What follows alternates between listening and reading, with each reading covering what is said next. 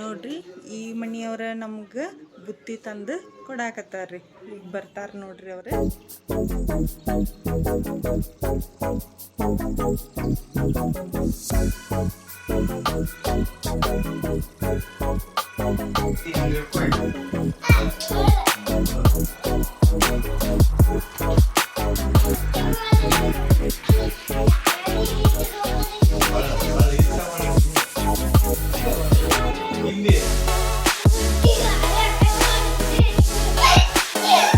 ನಮ್ಮ ತಂಗಿ ಪ್ರೆಗ್ನೆಂಟ್ ಅದ ಅಂತ ಹೇಳಿ ಆಕಿಗೆ ಬೈಕಿ ಅಡಿಗೆ ಕೊಟ್ಟಾರ್ರಿ.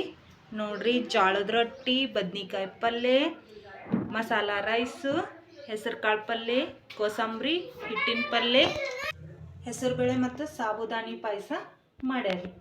ಮೊಸರನ್ನ, ಕೆಂಪು ಖಾರ, ಚಪಾತಿ, ಶೇಂಗಾ ಚಟ್ನಿನೂ ಮಾಡ್ಕೊಂಬಂದಾರ್ರಿ.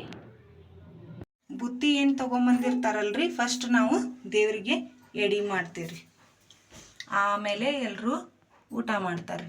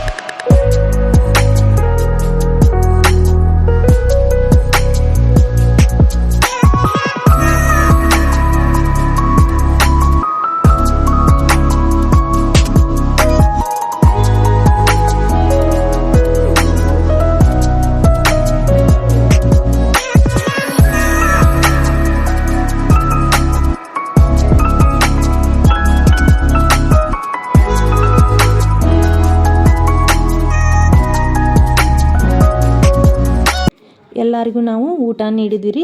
ಈಗ ಲಾಸ್ಟ್ನೇಕ ನಾವು ಊಟ ಮಾಡಾಕತ್ತೀವಿ. ಬರ್ರಿ ಎಲ್ಲರೂ ಊಟ ಮಾಡೋಣ. ನೋಡ್ರಿ, ನಮ್ಮ ಕಡೆ ಊಟ ಆದಮೇಲೆ ನಾವು ತಾಂಬೂಲವನ್ನು ಕೊಡ್ತೇವೆ ರೀ.